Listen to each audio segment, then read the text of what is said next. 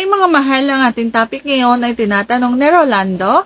Ang tanong niya is, ano po ang pakaramdam ng isang babae kapag lalabasan na ng kanyang gata? So yan ang ating pag-uusapan for today's video. Interesado ka bang malaman kung ano ang kasagot? Please keep on watching para bago yan. Kung bago ka pa lang sa aking channel, please consider to like this video and subscribe my channel.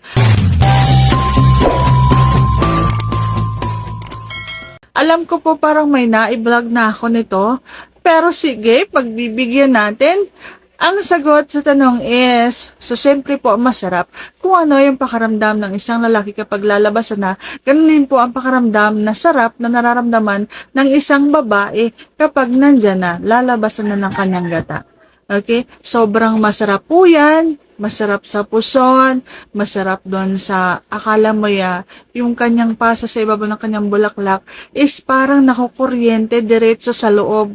Yung parang nagkukonektahan silang dalawa and parang may umiikot-ikot na masarap na parang nandyan na doon sa puson and then boom, sasabog na siya.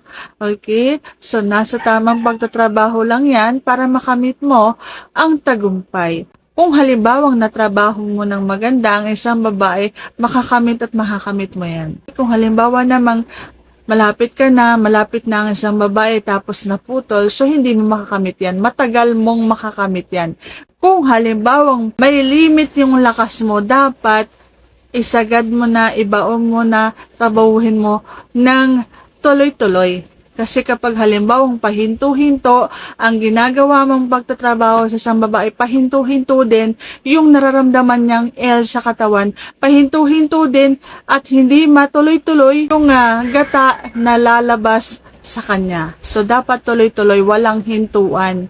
Kung halimbawa kinakayod mo, nilalagari mo ng sobra, dapat tuloy-tuloy yung ganon para mabilis na lalabasan ng isang babae.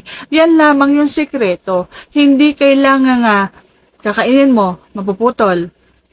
Babaunan mo naman, mapuputol. Ganon, na masarap yung nangyayari, pero napuputol. Hindi dire-diretso. Hindi tuloy-tuloy. So, dapat kapag halimbawa may ginagawa kasi kayo sa isang babae, tuloy-tuloy yung ganong eksena, tuloy-tuloy halimbawa, kinakain mo, tuloy-tuloy hanggang sa malabasan siya. And kapag nandyan na siya, sumabog na siya dyan sa pagmumukha mo, saka mo ipasok yung iyong tea. Sa ganyang paraan, makakadalawa, 3, 4, 5 sa kanyang pagsabog. Hindi mahirap kunin ang pangalawa, pangatlo, pang-4, pang-5 ng isang babae kapag naumpisahan na. Totoo yan. Promise ko sa inyo guys, hindi kayo mahirapang pasiritin yung kanyang gata kapag naumpisahan na. Nalabasan na. Napalabas nyo na yung una. Okay, so sana nasagot ko ng tamang yung tanong. And if you like this video, please consider to like this video and subscribe my channel. Thank you for watching. See you on my next vlog.